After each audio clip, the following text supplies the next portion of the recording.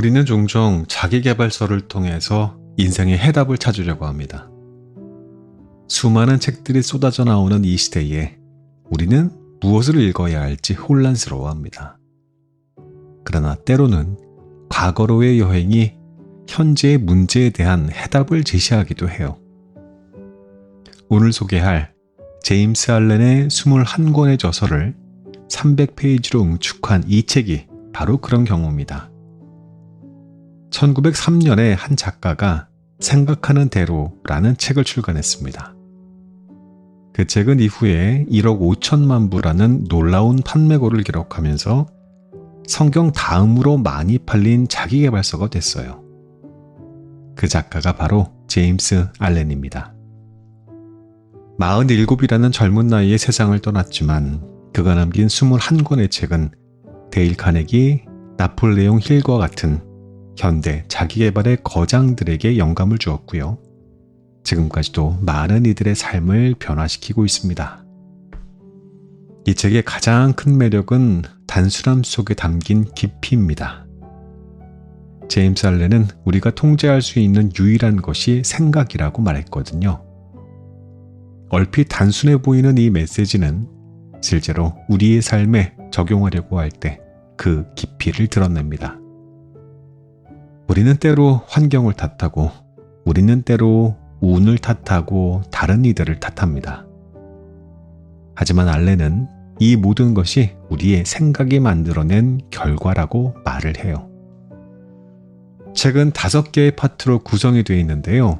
마치 계단을 오르듯 독자를 점진적으로 이끌어갑니다. 당신의 생각이 당신을 만든다라는 첫 번째 파트에서 시작하여서 한 번의 의지만 발휘하라 라는 마지막 파트까지 각 장은 우리의 내면을 들여다보게 하는 거울이 됩니다. 특히 인상 깊었던 곳이 저는 사소한 일의 중요성을 강조하는 부분이었습니다. 우리는 종종 큰 변화를 꿈꾸며 대단한 시작을 기다리지요. 하지만 알렌은 가장 작은 일상적인 행동들이 우리의 미래를 만든다고 말을 합니다. 마치 가장 작은 씨앗이 거대한 나무가 되듯이 우리의 사소한 생각과 행동이 궁극적으로 우리의 운명을 결정한다는 것입니다. 이 책의 또 다른 특별한 점은 평온함에 대한 강조였습니다. 현대사회는 끊임없이 움직이고 변화하기를 요구합니다. 하지만 알렌은 진정한 변화는 내면의 평화로부터 시작된다고 말을 합니다. 이는 마치 잔잔한 호수에 비친 달빛처럼 고요한 마음에서만 진정한 지혜가 반영될 수 있다는 것을 의미합니다. 물론 이런 모든 메시지가 새롭게 들리지 않을 수 있습니다. 우리는 이미 수많은 자기계발서를 통해서 비슷한 이야기를 들어왔거든요. 하지만 제임스 알렌의 글이 특별한 이유는 그것이 단순한 조언이 아닌 깊은 통찰에서 비롯됐다는 점입니다. 그의 이야기 하나하나가 마치 오랜 시간 숙성된 와인처럼 깊은 여운을 남기거든요. 본문 내용 살펴보겠습니다.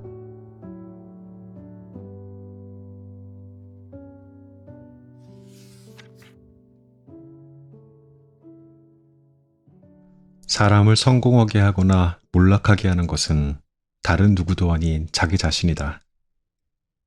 기억하라. 당신은 처음에 꿈꾸었던 것보다 더 큰 성공을 이루기 위해서만 실패할 것이다. 이 짧은 문장 안에 이토록 많은 통찰을 담아내기란 결코 쉽지 않다. 그러나 불과 10년 전 내가 이 문장을 읽었다면 저 안에 녹아있는 의미들을 알아보지도 못했을 뿐더러 좋은 말이네 하고 생각한 다음에 곧 잊었을 것이다. 그러나 지금은 제임스 알렌이 전하는 메시지를 온전히 이해할 수 있게 되었다. 그간 책을 참 많이도 읽었다. 직장인의 삶을 마무리하기 5년 전부터 읽기 시작한 책이 어느덧 수천 권을 넘겼으니 말이다. 그 중에서도 성공, 자기계발 카테고리는 사실 나에게 조금 더 특별하다. 무엇보다 나는 그렇게 의도한 것은 아니었지만 가장 최근의 책부터 시작해서 자기계발이라는 장르를 세상에 탄생시킨 19세기 고전에 이르기까지 역순으로 독파해 왔다. 그런데 바로 이 작업이 세상 그 무엇과도 바꿀 수 없는 본질에 대한 통찰을 가져다 주었다. 내가 만약 시대순으로 오래된 자기계발서부터 읽기 시작했다면 나의 독서는 수천 권이 아닌 한두 권으로 끝났을 것이다.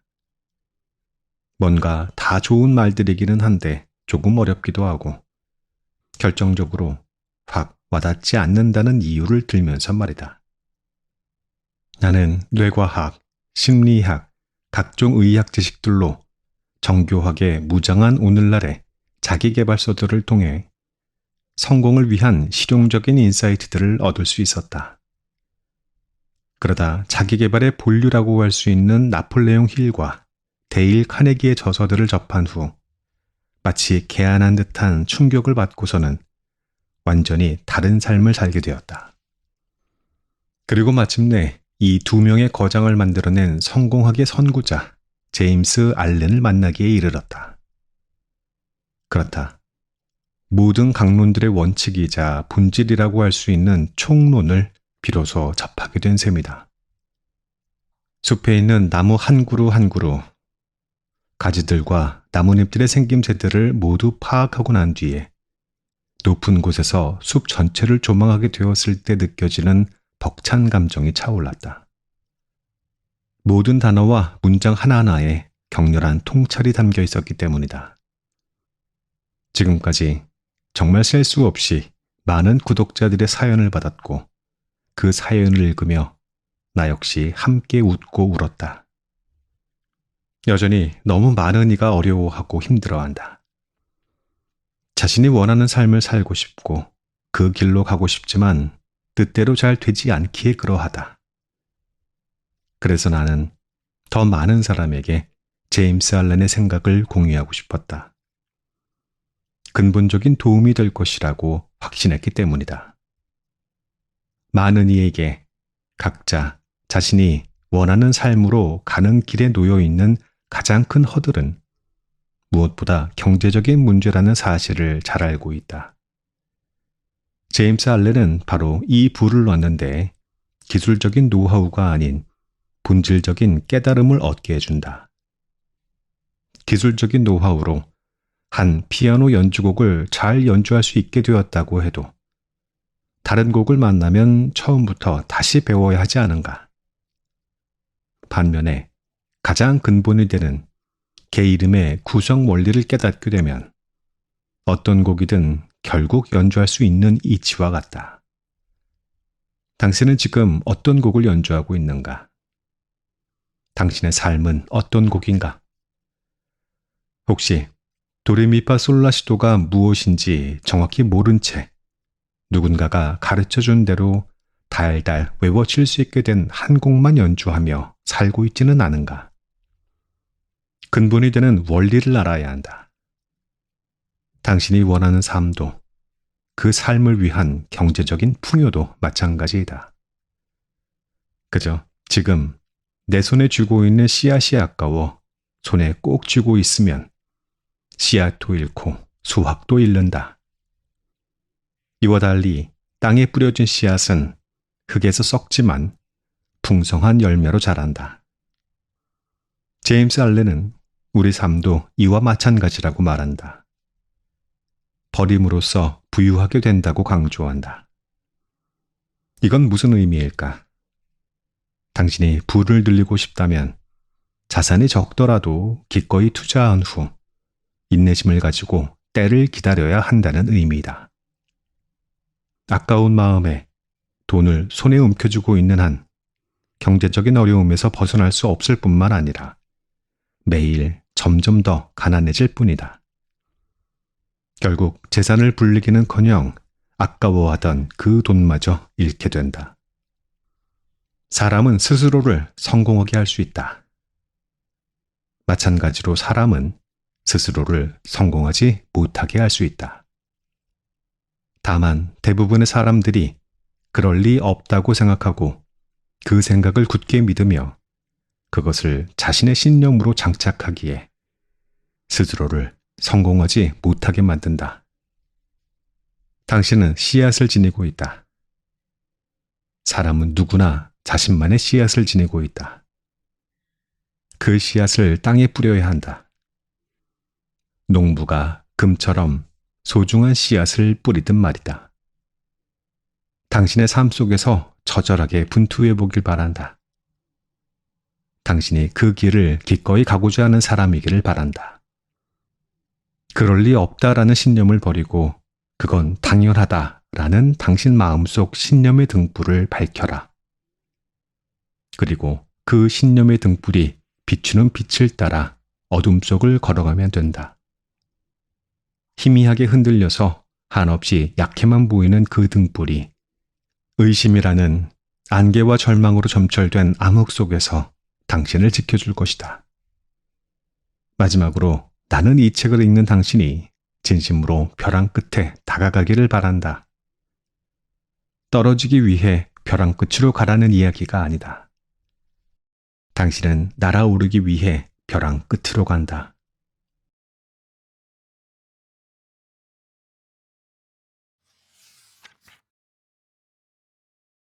내면의 생각이 외부의 환경을 만든다. 자신을 어떠한 존재로 생각하느냐에 따라 당신의 세상이 만들어진다. 세상의 모든 것은 당신의 내적 경험에 따라 실제로 변화한다. 당신 외부 환경은 그리 큰 문제가 되지 않는다. 그것들은 모두 당신의 의식 상태를 반영하고 있을 뿐이다. 중요한 것은 당신의 내면이다. 외부 환경이란 내면의 영향을 받아 그대로 비춰주는 거울이기 때문이다. 당신이 분명하게 알고 있는 삶은 모두 직접 경험한 데에서 나온다. 당신이 앞으로 알게 될 모든 내용 역시 경험이라는 관문을 통해야만 당신의 일부가 된다. 당신의 생각에 따라 당신의 삶, 당신의 세계, 당신의 우주가 만들어지기도 하고 무너져 내리기도 한다. 생각의 힘은 내면만이 아니라 외적인 삶과 상황도 만든다.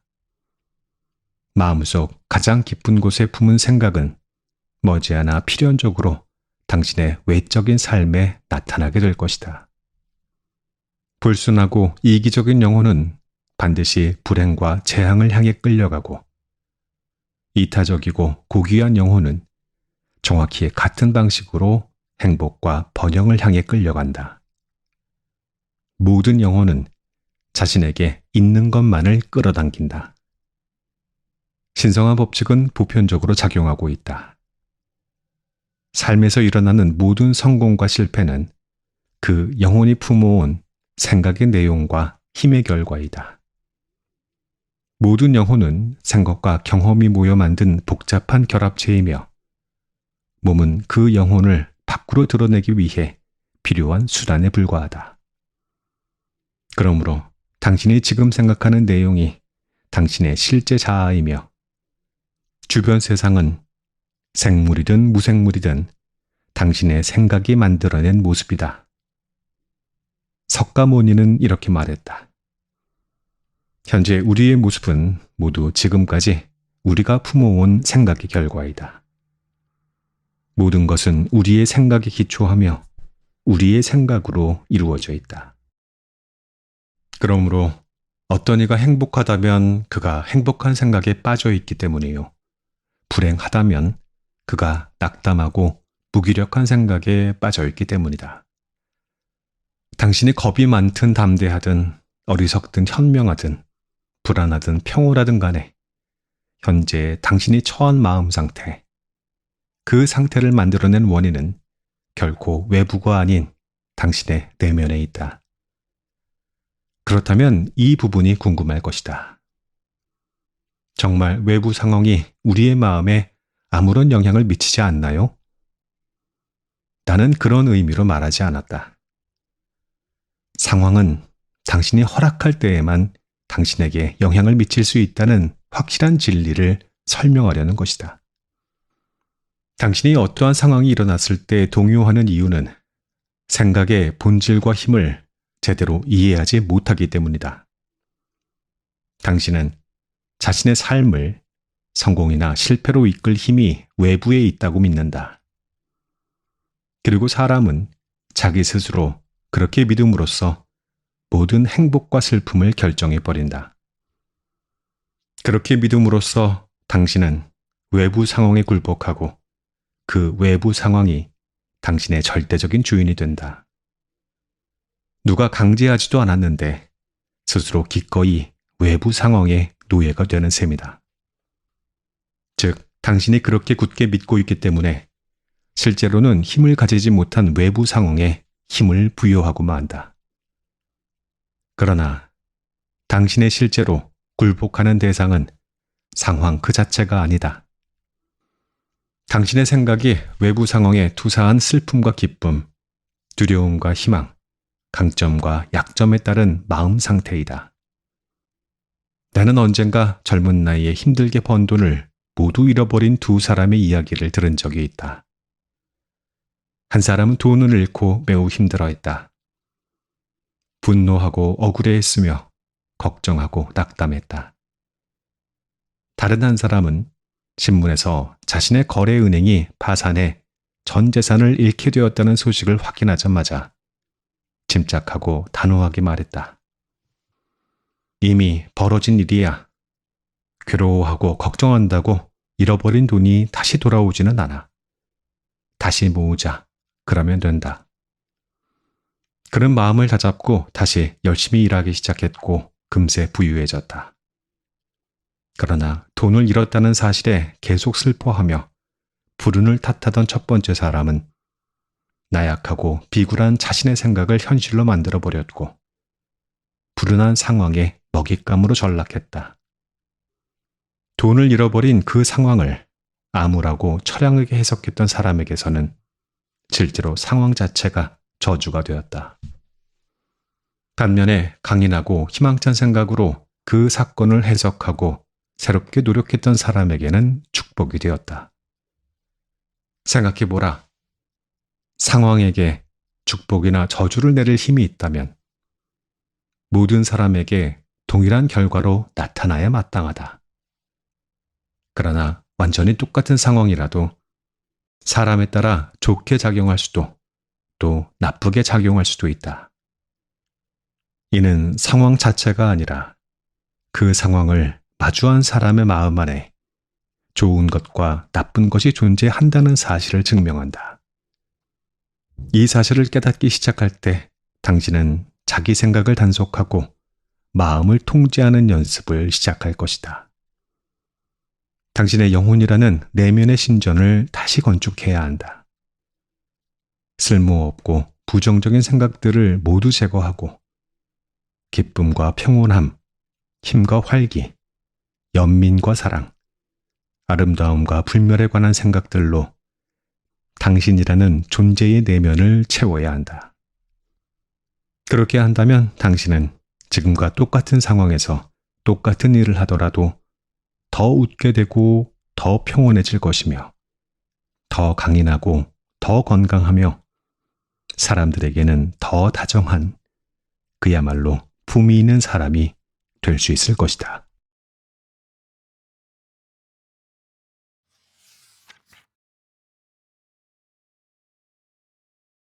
정신은 내가 만드는 옷이다.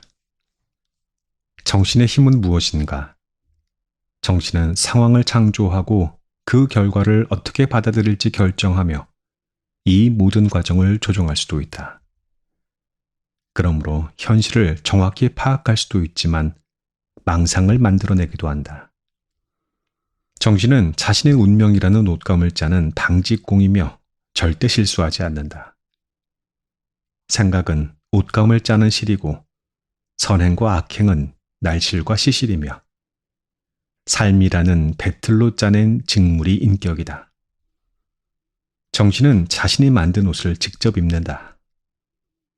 사람은 정신적인 존재로서 모든 정신적인 힘을 지니고 있기에 실제로 무한한 선택권을 가지고 있다. 경험을 통해 배우며 배우는 속도를 스스로 가속하거나 늦출 수 있다. 이에 누군가가 속박하지 않음에도 불구하고 다양한 방법으로 스스로를 구속한다. 다행스럽게도 구속한 주체가 자기 자신이기 때문에 자신의 선택에 따라 스스로를 자유롭게 할 수 있다. 자신의 선택에 따라 흉악해지거나 순수해질 수 있으며 천박해지거나 고상해질 수도 있고 어리석게 되거나 현명해질 수도 있다.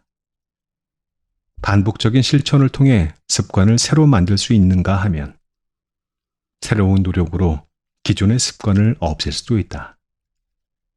또는 진실이 무엇인지 완전히 알 수 없게 될 때까지 망상으로 자기 주변을 에워쌀 수도 있고 진리를 온전히 깨달을 때까지 그러한 망상을 하나씩 파괴할 수도 있다.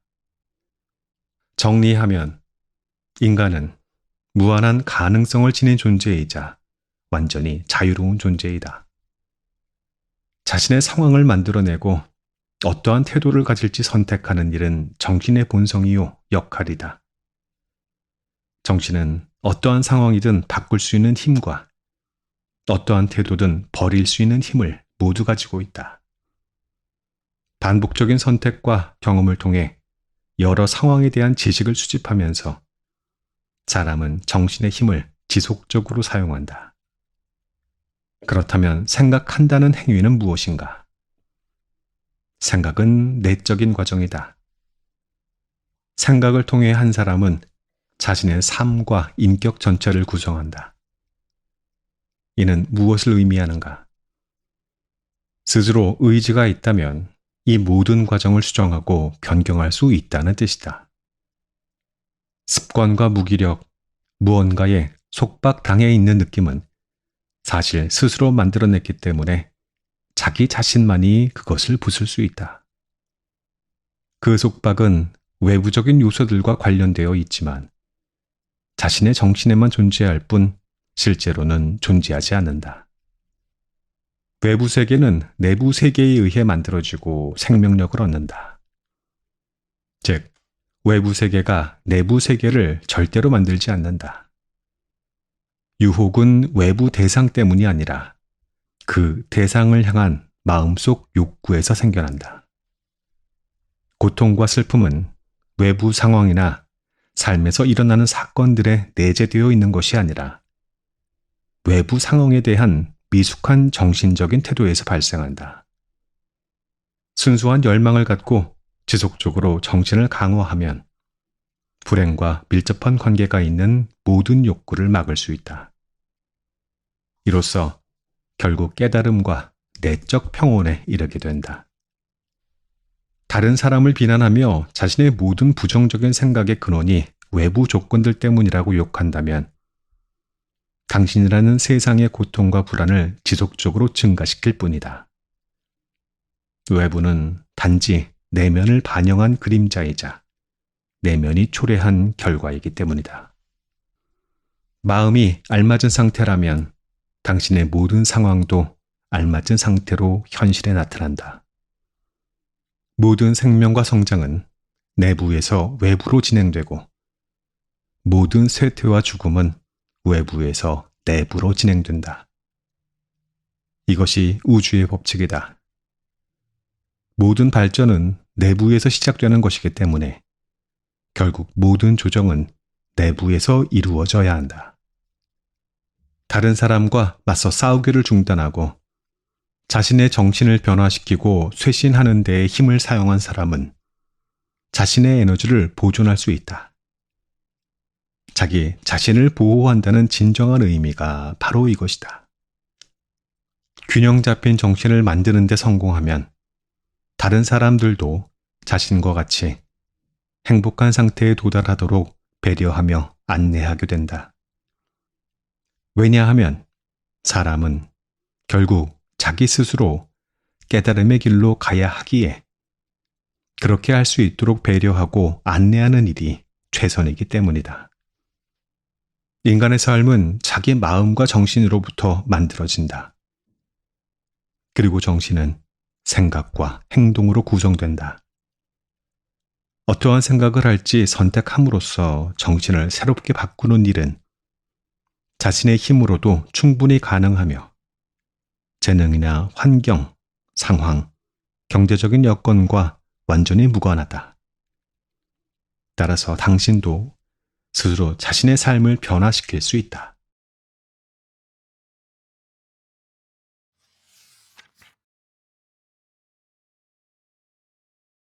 하찮은 일에 더 신경 써야 하는 이유. 자연과 인간이 만들어내는 결과물은 모두 체계적인 형성 과정을 거친다. 식물, 동물, 사람은 세포로 구성되어 있다. 집은 벽돌로, 책은 글자로 이루어져 있다. 세상은 수많은 형태의 사물과 생명체로, 도시는 수많은 집으로 구성되어 있다. 한 나라의 예술, 과학, 각종 제도는 수많은 개인의 노력을 바탕으로 구축되며 한 나라의 역사는 그 나라의 업적이 쌓여 이루어진다. 또한 형성 과정은 해체 과정과 번갈아가며 일어난다. 과거의 목적에 부합했던 오래된 형태는 해체되고 그것을 구성했던 요소들은 새로운 조합으로 편입된다. 상호 간의 통합과 분해가 교대로 이루어지는 셈이다. 세포가 결합하여 형성된 몸에서도 오래된 세포는 끊임없이 파괴되고 그 자리에 새롭게 만들어진 세포가 대체된다. 인간이 만들어내는 모든 산물도 계속 새로워진다. 한 산물이 오래되고 쓸모없어져서 더 나은 목적을 위해 해체될 때까지 말이다. 해체와 형성이라는 이 두 과정이 인간에게 일어나면 죽음과 삶이라고 부르고 인간이 만들어낸 인위적인 산물에서 그 현상이 일어나면 파괴와 복원이라고 부른다. 눈에 보이는 산물들에서 보편적으로 일어나는 이 두 과정은 눈에 보이지 않는 산물들에서도 동일하게 나타난다. 인간의 몸이 세포로 구성되고 집이 벽돌로 이루어진 것처럼 인간의 마음도 생각으로 형성된다. 사람의 인격이 다양한 이유는 인격은 다양한 생각들이 다양한 형태로 결합하여 생성된 복합체이기 때문이다. 여기에서 당신은 마음에 품은 생각에 따라 삶이 형성된다는 말에 담긴 심오한 진리를 확인할 수 있다. 각 개인의 특성은 고정된 사고방식이기도 하다. 즉, 장기간에 걸친 의지적인 노력과 엄청난 자기 훈련을 통해서만 그 사고방식은 변경되거나 제거될 수 있다. 그만큼 사고방식이 한 인격과 일체화되었다는 의미이다. 인격은 집을 세우는 과정이나 나무가 자라나는 과정과 동일한 방식으로 만들어진다.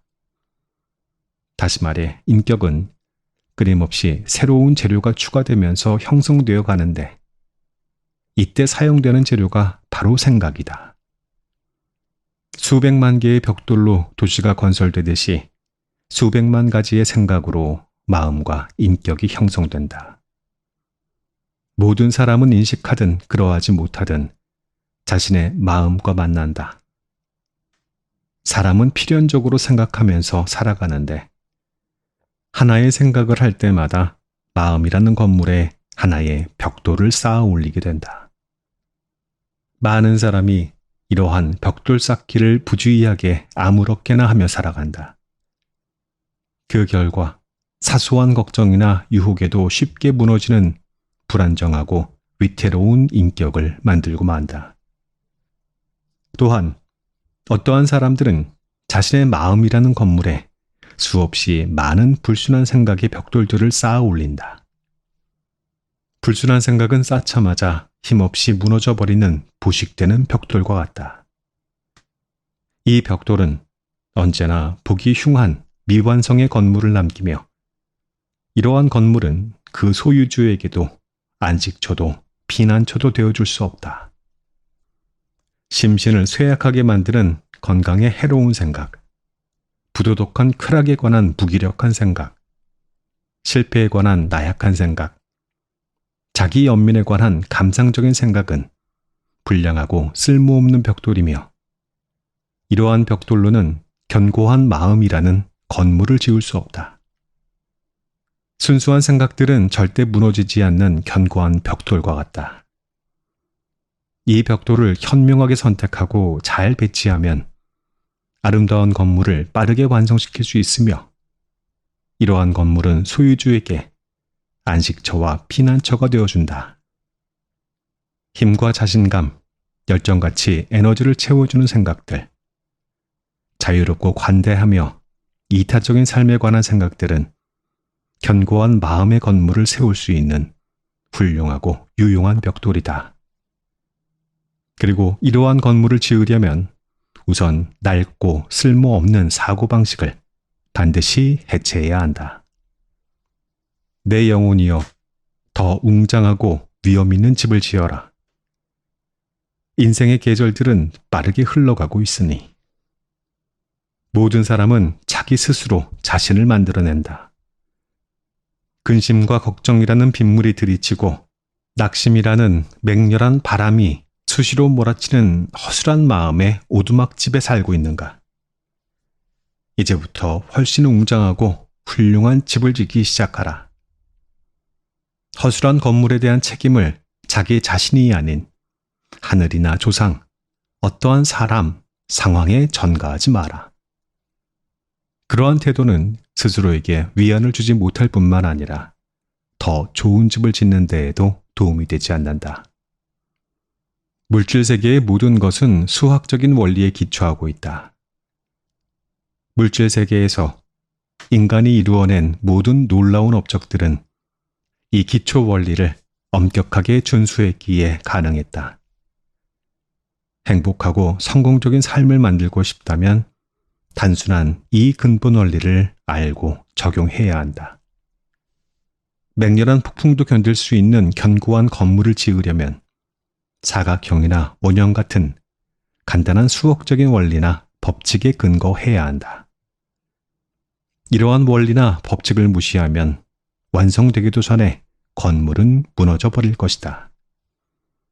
마찬가지로 성공적이고 강인한 삶, 즉 역경이라는 맹렬한 폭풍에도 굳건히 버틸 수 있는 마음을 형성하려면 단순하지만 결코 변하지 않을 몇 가지 도덕적인 원리에 기초해야 한다. 그 원리는 바로 정의, 정직, 성실, 친절이다. 사각형의 네 직선이 집 설계의 기초가 되는 것처럼 이 네 가지 도덕적인 원리는 삶을 형성하는 기초가 된다.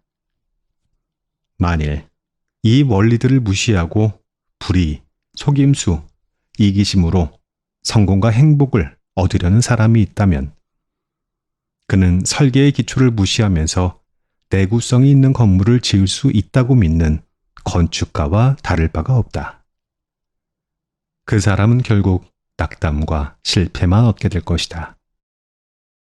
도덕적인 원리를 무시하고도 한동안 돈을 잘 버는 사람도 있다. 그러나 실제 그의 삶은 너무나도 나약하고 불안정해서 금방이라도 무너질 수 있다. 그러한 사람에게 위기가 찾아오면 지금까지 쌓아온 부와 명성은 너무나 힘없이 무너져 버린다.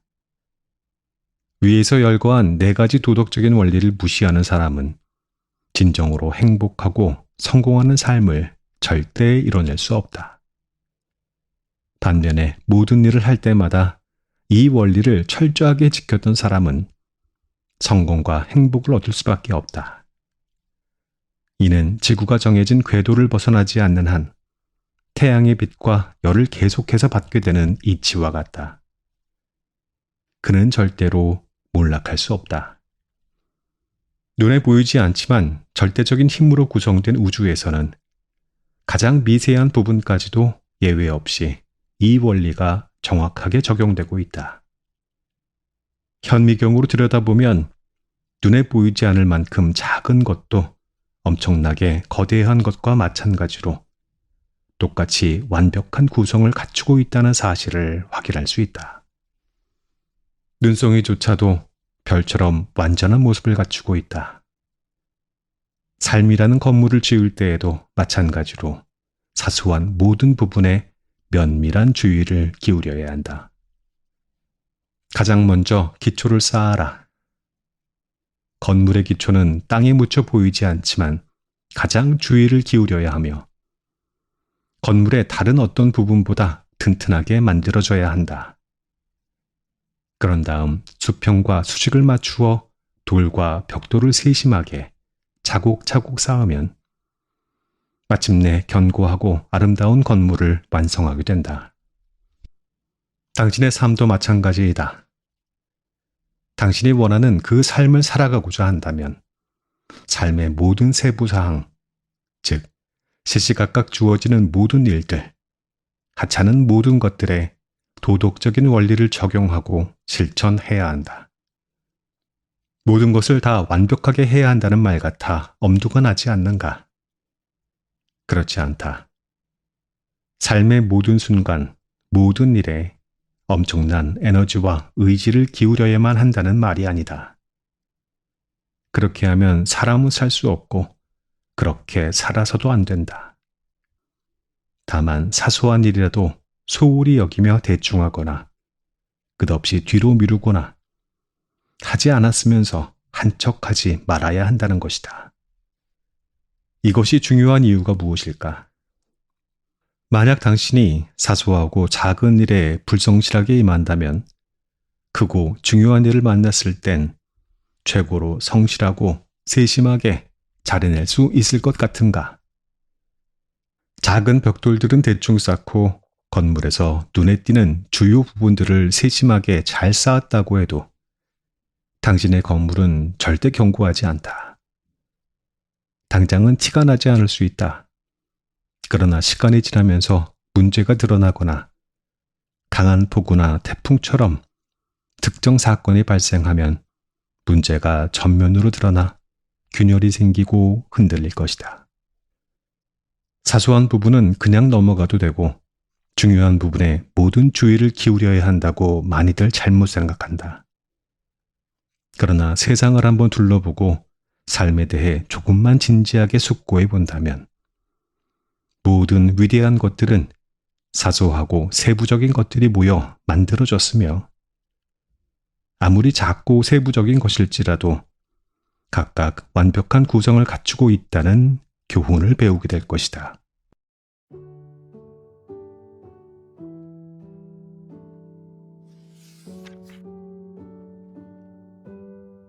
이 책의 낭독은 여기까지입니다.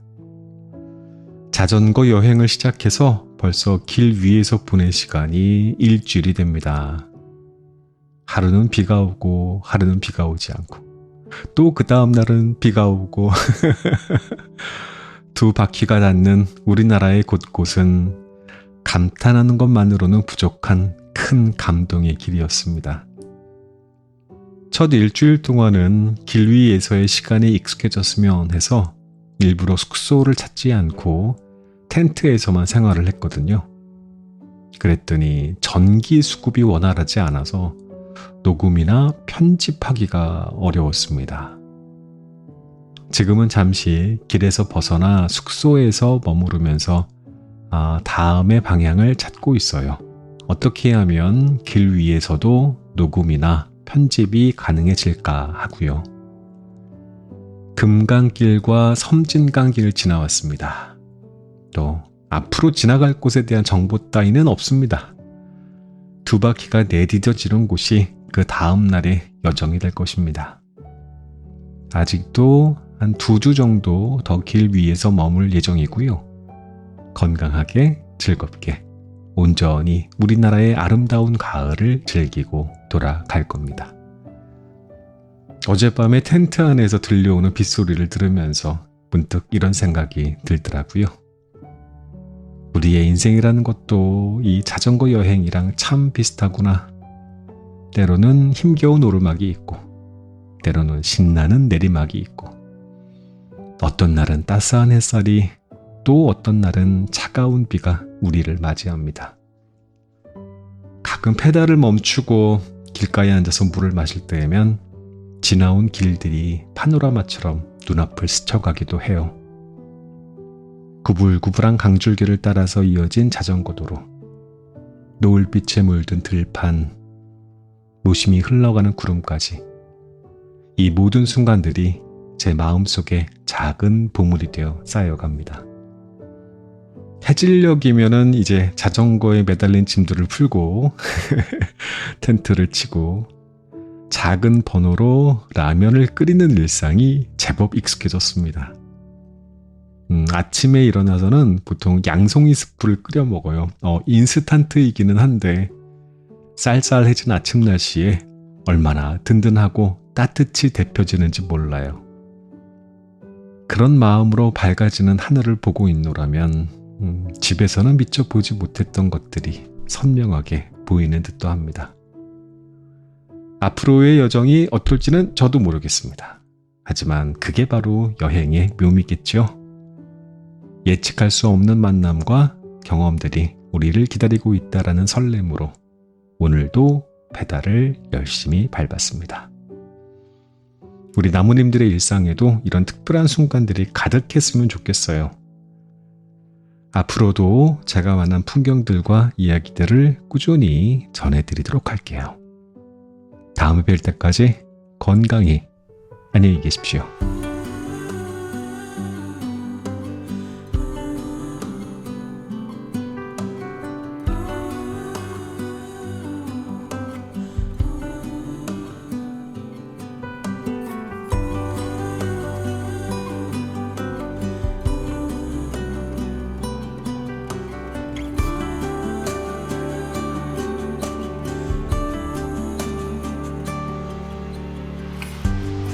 This moment, no one can tell where we should go.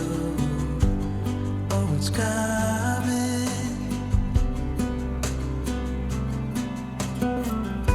We thought we had it, the truth about our common soul. That it was fantasy, nothing to put belief in. As soon as we saw what we had become, defying our own emotion, pretending land was our own. We couldn't embrace the notion that we were meant for something more, something beautiful, something beautiful.